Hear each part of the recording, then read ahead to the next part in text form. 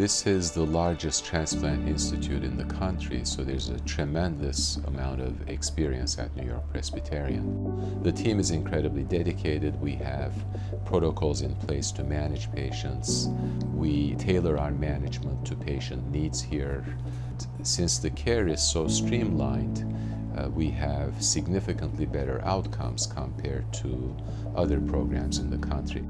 One of the other things that our center has been researching with in a multi-center trial fashion is an ex vivo lung perfusion system, which allows us to assess lungs outside of the body for a period of approximately 6 hours, and then determining if they're suitable for transplantation. And it also allows us to use lungs from what we call extended or marginal donors, meaning the lungs have questionable quality, they may have a little infection, they may be swollen or inflamed, yet if we put them on the system, recondition the lungs and reassess them in the system and find them to be satisfactory, we could use these previously deemed non-usable lungs and transplant them with good results.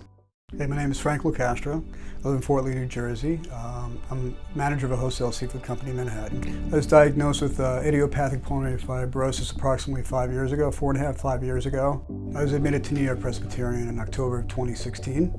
I waited approximately 2.5 months for lungs.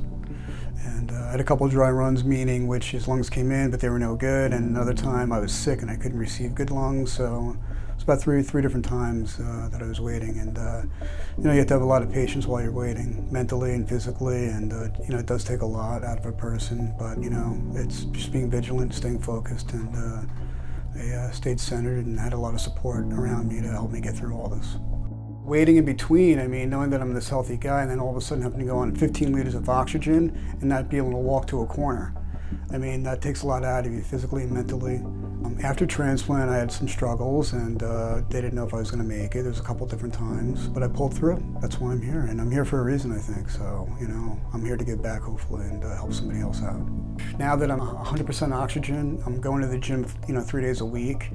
Doing physical therapy once a week. I'm working 5 days a week in Manhattan. I'm commuting. I'm living life. I have a 12-year-old daughter that I spend time with. I have a beautiful wife, and I couldn't be happier. I'm just so grateful, and you gotta stay a little humble and be a little realistic, and just slow down and smell the coffee a little bit out there. You know what I'm saying? I could tell you that as hard as it is and stressful as it may be, because lives are at stake, the gratification that I get and my team members get is immense. York-Presbyterian is so incredible. I would recommend this hospital to anybody going through any type of anything, really, because they were just so sincere. They were there for me. They call me at home, and I still text with doctors and people here and support. They're like, "How you doing?" I'm going to be on a softball game with them in October. little things like that, and gestures, and how you doing still, and what's going on, and just they were incredible. I felt like I'm definitely part of the family.